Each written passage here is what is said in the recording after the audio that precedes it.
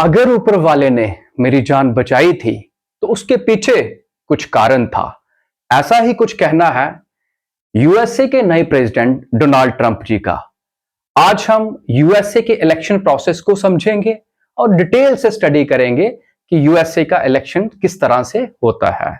आशा करता हूं आप सब बिंदास होंगे। मैं एडवोकेट एस के भंडारी आप सभी का आप ही के चैनल स्टडी विद एस के भंडारी पे वेलकम करता हूं। फ्रेंड्स, जैसा कि आप सब जानते हैं कि यूएसए का इलेक्शन हो गया और डोनाल्ड ट्रंप जी भी इलेक्टेड होकर प्रेसिडेंट बन गए नए। उसमें उन्होंने कई कई सारी अच्छी बातें कही। जैसे उनमें से अच्छी स्टेटमेंट एक ये थी कि I am not going to start war and I will end all the wars. उन्होंने कहा कि मैं लड़ाई को, युद्ध को स्टार्ट नहीं करूंगा, नहीं करने जा रहा हूं, और जो लड़ाइयां चल रही हैं, वार्स हो रहे हैं, उनको भी स्टॉप करने की कोशिश करूंगा। ऐसा ही कुछ कहना था डोनाल्ड ट्रंप जी का। लेकिन हम इसको पॉलिटिकल पॉइंट व्यू से ना समझते हुए नॉलेज पॉइंट ऑफ व्यू से समझेंगे, जैसा कि हम हमेशा से हमारे चैनल पे नॉलेज पॉइंट ऑफ व्यू से समझते हैं। बिकॉज मेरा ऐसा मानना है कि आपको कहीं से भी कोई अच्छी इंफॉर्मेशन मिलती है, आप इंफॉर्मेशन कलेक्ट करो, इंफॉर्मेशन लेके उसको नॉलेज में कन्वर्ट करो, फिर नॉलेज को कन्वर्ट करके अवेकनिंग में कन्वर्ट करो। Awakening, and friends, awakening is the gateway to almost all the things. So awakened होना है, आपको नॉलेज पॉइंट ऑफ व्यू से देखनी है हर चीज। तो आइए फ्रेंड्स समझते हैं यूएसए का प्रेसिडेंशियल इलेक्शन। देखो फ्रेंड्स, यूएसए में प्रेसिडेंट का इलेक्शन। फ्रेंड्स, आप पहला स्टेप जो समझना है आपको, आप ये समझो कि जो प्रेसिडेंट का इलेक्शन होता है यूएसए में, ये इनडायरेक्ट होता है। फ्रेंड्स, इनडायरेक्ट मींस डायरेक्ट ना होके इनडायरेक्ट वे से यूएसए के प्रेसिडेंट को चुना जाता है। जैसे आप एमपी चुनते हो, हमारे भारत में हम डायरेक्ट चुनते हैं, हम एमएलए चुनते हैं, हम डायरेक्ट चुनते हैं। लेकिन हम चीफ मिनिस्टर या प्राइम मिनिस्टर को डायरेक्ट नहीं चुनते हैं। इवन कि इंडिया में जो प्रेसिडेंट को हम चुनते हैं वो भी डायरेक्ट नहीं चुनते हैं, वो भी इनडायरेक्ट वे से ही चुना जाता है। ठीक उसी तरह से यूएसए में भी प्रेसिडेंट का जो इलेक्शन होता है वो इनडायरेक्ट वे से होता है, ना कि डायरेक्ट वे से। पहला पॉइंट ये याद रखना है फ्रेंड्स आपको। नेक्स्ट फ्रेंड्स, इनडायरेक्ट इलेक्शन जो होता है वो इलेक्टोरल कॉलेज, जिसे हम वर्ड देते हैं electoral college. Electoral college friends, ये क्या होता है electoral college? Electoral college friends एक ग्रुप ऑफ इलेक्टेड पीपल होता है। Group of elected people, group of elected peoples means ये एक ऐसा ग्रुप होता है लोगों का, इलेक्टेड लोगों का, जिसमें मेंबर्स होते हैं जो कि इलेक्टेड होते हैं, लोगों के द्वारा इलेक्टेड होते हैं। और ये इसी जो इलेक्टेड होते हैं, इसी ग्रुप को जो कहा जाता है इलेक्टोरल कॉलेज। इलेक्टोरल कॉलेज के द्वारा ही ये इलेक्शन प्रोसेस होता है, प्रेसिडेंट को चुना जाता है इस सिस्टम से, इलेक्टोरल कॉलेज के प्रोसेस से। लेकिन इस प्रोसेस से पहले जो फ्रेंड्स जो दो मेनली स्टेप होते हैं, आप उनको समझिए। हालांकि ये थोड़ा सा टफ है समझना इसको, लेकिन आपको कुछ नहीं सोचना है, आपको सिर्फ मुझे सुनना है ध्यान से, और आपको ये कंसेप्ट जो है क्लियर हो जाएगा, ये मैं दावा करता हूं। फ्रेंड्स, आपने जब इलेक्टोरल कॉलेज को समझा कि group of peoples, elected people होते हैं, इससे पहले फ्रेंड्स जो मेन पॉइंट होता है, जो इलेक्शन होता है वो डेलीगेट्स का होता है। फ्रेंड्स, पहले स्टेप में जो इलेक्शन होता है वो डेलीगेट्स का होता है, डेलीगेट्स का। अब फ्रेंड्स, आपको समझना होगा कि डेलीगेट्स का जो इलेक्शन है वो क्यों किया जाता है और किस तरह से किया जाता है। आपने सुना होगा कि यूएसए का इलेक्शन जो है वो साल, 1.5 साल का टाइम लेता है। वो क्यों लेता है? इसमें एक प्रोसेस चलता है, यही प्रोसेस चलता है कि पहले हर एक पॉलिटिकल पार्टी, जैसे आपको पता है कि यूएसए में दो ही मेजर पार्टी हैं, एक रिपब्लिकन पार्टी, एक डेमोक्रेटिक पार्टी। दो पार्टी ही बड़ी पार्टी हैं। इवन की और भी पार्टी हैं, जैसे टी पार्टी है। ये टी पार्टी हमारी वाली टी पार्टी है जो इंडिया में हम टी पार्टी करते हैं, चाय पीते हैं सुबह शाम, वो वाली टी पार्टी नहीं है, ये पॉलिटिकल पार्टी है टी पार्टी। ठीक है, ग्रीन पार्टी। अगर क्वेश्चन आ जाए कि Tea Party belongs to which country, तो आपका आंसर होना चाहिए यूएसए, अमेरिका की पॉलिटिकल पार्टी है टी पार्टी। तो फ्रेंड्स, ये इस तरह से जो मेजर पॉलिटिकल पार्टी है ये सिर्फ दो है, रिपब्लिकन पार्टी और डेमोक्रेटिक पार्टी। इन दोनों पॉलिटिकल पार्टी का जब इलेक्शन प्रोसेस शुरू होता है तो इनको अपने डेलीगेट्स चुनने होते हैं। जब इस पार्टी को भी इस पार्टी को भी डेलीगेट्स कैसे चुनते हैं, जो भी वहां पे वोटर्स होते हैं जनाब 18 ईयर से अबव, जैसे हमारे यहां पे भी है 18 ईयर से अबव जो है वो जो मिलते हैं सारे मिलके डेलीगेट्स चुनते हैं। फ्रेंड्स, यहां तक आपको क्लियर हुआ होगा कि फर्स्ट स्टेप, इलेक्शन का जो फर्स्ट स्टेप रहता है वो पहला स्टेप होता है डेलीगेट्स को चुनना। डेलीगेट्स आगे जाके ये डेलीगेट्स फ्रेंड्स ये नॉमिनेट करते हैं, नॉमिनेशन करते हैं, ये नॉमिनेशन करते हैं, किनका नॉमिनेशन करते हैं? उस कैंडिडेट का जिस कैंडिडेट ने प्रेसिडेंट का इलेक्शन लड़ना है, ये उसको नॉमिनेट करते हैं कि ये वाला बंदा जो है, ये इंसान जो है, ये यूएसए के प्रेसिडेंट का इलेक्शन लड़ेगा। This is the meaning of कि डेलीगेट्स जो है वो नॉमिनेट करते हैं। देन थर्ड स्टेप आता है 1, 2 एंड थर्ड स्टेप आता है इलेक्टोरल कॉलेज, जो हमने बात की। इलेक्टोरल कॉलेज जो होता है ये इनडायरेक्ट फिर आता है फ्रेंड्स, इनडायरेक्ट वे से चुनते हैं प्रेसिडेंट ऑफ यूएसए का। अब फ्रेंड्स इसको भी और ध्यान से समझो कि जैसे हमारे पार्लियामेंट में दो हाउसेस होते हैं, लोकसभा और राज्यसभा। ठीक उसी तरह से हम पार्लियामेंट कहते हैं, वहां पे यूएस कांग्रेस कहते हैं फ्रेंड्स, यूएस कांग्रेस। जो पार्लियामेंट इंडिया में कहते हैं उसी का नाम वैसे ही सेम सिमिलर ऐसा ही नेम, मतलब कि जैसे हम इंडिया में पार्लियामेंट कहते हैं, यूएसए में पार्लियामेंट की जगह ये कांग्रेस कहते हैं। यूएसए उन्होंने इसका नाम ये यूएस कांग्रेस रखा है, ये कांग्रेस है। कांग्रेस के भी दो हाउस होते हैं, आप याद रखना, जैसे इंडिया में हाउस होते हैं ऐसे ही यूएसए में भी दो हाउस होते हैं। एक हाउस होता है हाउस ऑफ रिप्रेजेंटेटिव और सेकंड हाउस होता है senate.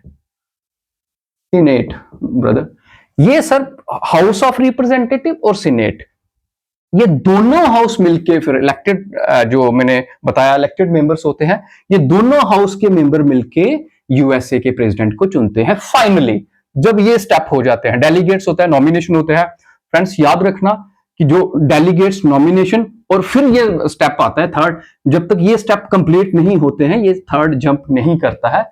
Always keep this thing in your mind. और इसमें भी कई सारे फिर प्रोसेस होते हैं, प्रोसेस लाइक जैसे डिबेट होता है। फ्रेंड्स आपने देखा होगा कि यूएसए के इलेक्शन में हमेशा जो भी कैंडिडेट होते हैं प्रेसिडेंट के इलेक्शन में लड़ रहे होते हैं, जो वो प्रेसिडेंट जो है डिबेट करते हैं, बड़े सारे लोग इश्यूज रेज करते हैं, बाकी उनसे और भी क्वेश्चन पूछे जाते हैं, तो ये आपस में डिबेट करते हैं करंट इशू पे भी और जो पास्ट के इशू भी हो, और आप उनको इंप्रूव कैसे कर सकते हो, ये सभी इश्यूज जो है डिबेट में डिस्कशन की जाती है।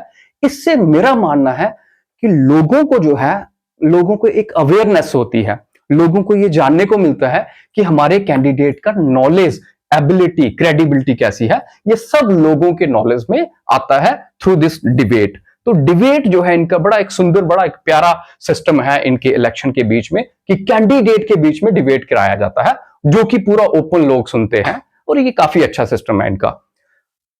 यहां पे house of representative and senate, friends आप याद रखना कि इनके जो टोटल मेंबर यहां पे हैं 538 हैं।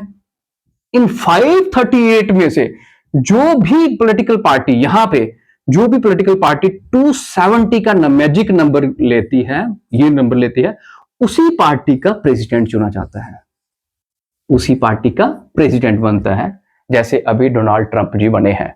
फ्रेंड्स ये प्रोसेस, कंप्लीट प्रोसेस इसमें रहता है, this election of the US president.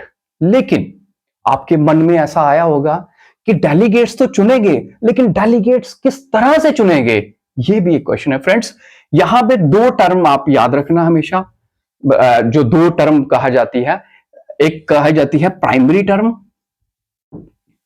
Primary, एक कैकॉस, CACOUS, कैकॉस, एक होता है कॉकस। इसका मीनिंग होता है, प्राइमरी मींस ये वोट डालते हैं, अपना वोटिंग के थ्रू डेलीगेट्स को चुनते हैं। लेकिन ये कॉकॉस जो है ये एक बड़ा डिफरेंट सिस्टम है। जैसे आपने देखा होगा कि हम किसी को पहले क्लास में कोई मॉनिटर डिक्लेयर कर देते थे, हम बच्चे हाथ खड़ा करते थे कि हम हाथ खड़ा करते हैं, हम यस करते हैं इस बंदे के नाम, जो भी आप XYZ नाम किसी को पसंद आया कि ये बंदा जो है, हम डिक्लेयर करते हैं कि ये हमारी क्लास का मॉनिटर होगा। ठीक उसी तरह से ये हाथ खड़ा करके बताते हैं कि ये हमारे डेलीगेट्स होंगे। ये दो प्रोसेस में, प्राइमरी और कैकॉस के प्रोसेस में डेलीगेट्स चुने जाते हैं।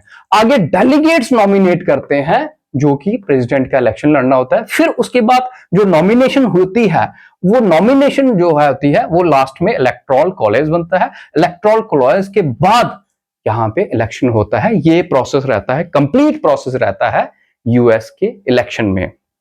फ्रेंड्स, अब एक बात इसमें और आप समझना कि यूएसए का जो इलेक्शन का प्रोसेस है ना, उसमें जैसे इंडिया में फर्स्ट पास्ट सिस्टम चलता है, ठीक उसी तरह से जैसे वो सिस्टम, पॉलिटिकल सिस्टम हमारे इंडिया में है, लेकिन यूएसए में जो है उसमें लास्ट का सिस्टम कहा जाता है winner takes all, means winner takes all. अब फ्रेंड्स ये चीज समझने वाली है, ये थोड़ा कंसेप्ट है, आप इसको ध्यान से समझो, आप ध्यान से सुनना मेरे को, आपको कंसेप्ट क्लियर हो जाएगा। विनर टेक्स ऑल का मीनिंग होता है, लेट्स सपोज किसी स्टेट में 50 स्टेट होती हैं यूएसए में मेनली, जो स्टेट्स, सभी स्टेट्स मिलके अपने दो हाउस में अपने रिप्रेजेंटेटिव भेजते हैं, वही इलेक्टोरल कॉलेज वही चुनते हैं प्रेसिडेंट को। लेकिन इसमें जो मेन है विनर टेक्स ऑल, WTA, ये बड़ा फेमस टर्म है। WTA होता है कहां?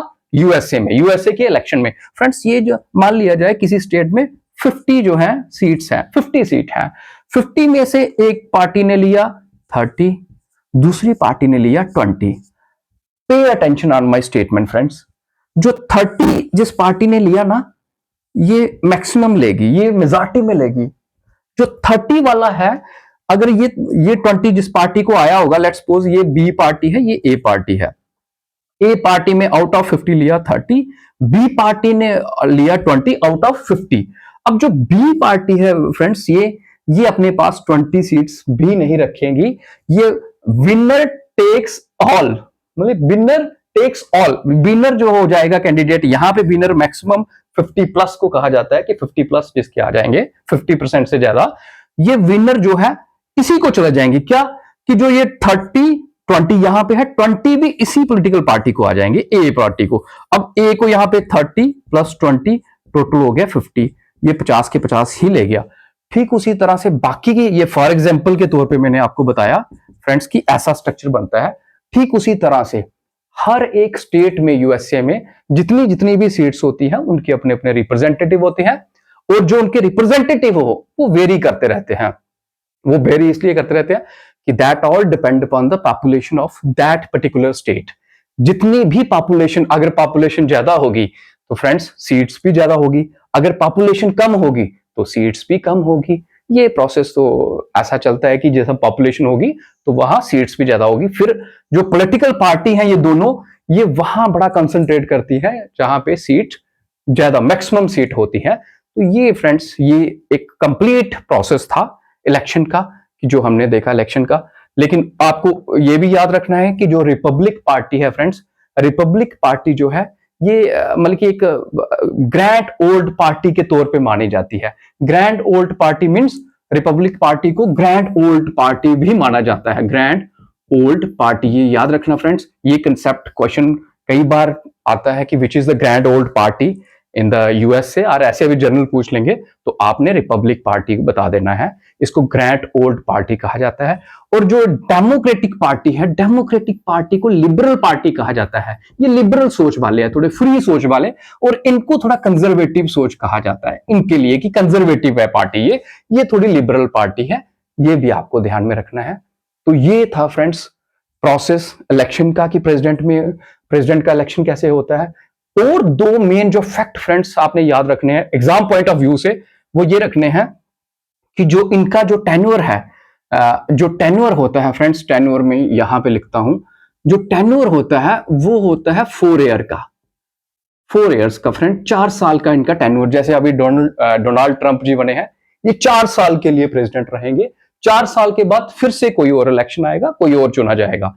लेकिन इसके बाद एक और इंपॉर्टेंट याद रखना है आपको कि जो इनका टेन्योर होता है ना फ्रेंड्स, जो टेन्योर, ये यहाँ पे जो इनका टेन्योर 4 ईयर का जो टेन्योर्स का टाइम पीरियड्स होता है कि कितनी बार, हाउ मेनी टाइम, कितनी बार इलेक्शन लड़ सकता है, कितनी बार प्रेसिडेंट बन सकता है यूएसए में। तो यूएसए में याद रखना फ्रेंड्स, 2 ही टाइम, 2 टर्म ही, सिर्फ 2 टर्म, टर्म्स कितनी रहती है, 2 टर्म्स, 2 टर्म्स के लिए ही प्रेसिडेंट बन सकता है। उसके बाद जो है कोई भी बंदा वहां से 3rd टाइम के लिए प्रेसिडेंट नहीं बन सकता। ये इन्होंने अमेंड करके अपने कॉन्स्टिट्यूशन में लाया था। तो अभी जो प्रेजेंट सिचुएशन है कि जो भी प्रेसिडेंट 2 बार बन जाएगा तो वो अपना टेन्योर, अपनी चेयर को छोड़ देगा, उसके बाद वो इलेक्शन नहीं लड़ेगा, क्योंकि उनका अपना कॉन्स्टिट्यूशन में रूल है कि जो एक प्रेसिडेंट है वो 2 टेन्योर के लिए ही, टेन्योर उनका 2 बार का ही होता है। मीन्स अगर आप सिंपल मोटे मोटे तौर पे समझो, 4 साल प्लस 4 साल is equal to 8 year. Means एक प्रेसिडेंट, कोई भी प्रेसिडेंट जो है वो सिर्फ और सिर्फ 8 साल के लिए बनता है। ये keep this thing in your mind also, because this is also very important कि 8 साल के लिए टोटल, और यहाँ पे 4 साल का टेन्योर और 2 ही बार बनता है, मीन्स 8 साल के लिए कंप्लीट। आशा करता हूं दोस्तों बाकी टॉपिक की तरह ये टॉपिक भी आपको काफी इजी से अंडरस्टैंड हुआ होगा। जो एग्जाम पॉइंट ऑफ व्यू से तैयारी करते हैं उनको भी फैक्ट सारे याद हुए होंगे, और कोई ऐसे भी नागरिक मुझे सुन रहा होगा तो उनको भी यूएसए का इलेक्शन प्रोसेस के बारे में कंप्लीट अंडरस्टैंडिंग हुई होगी। जय हिंद, जय भारत।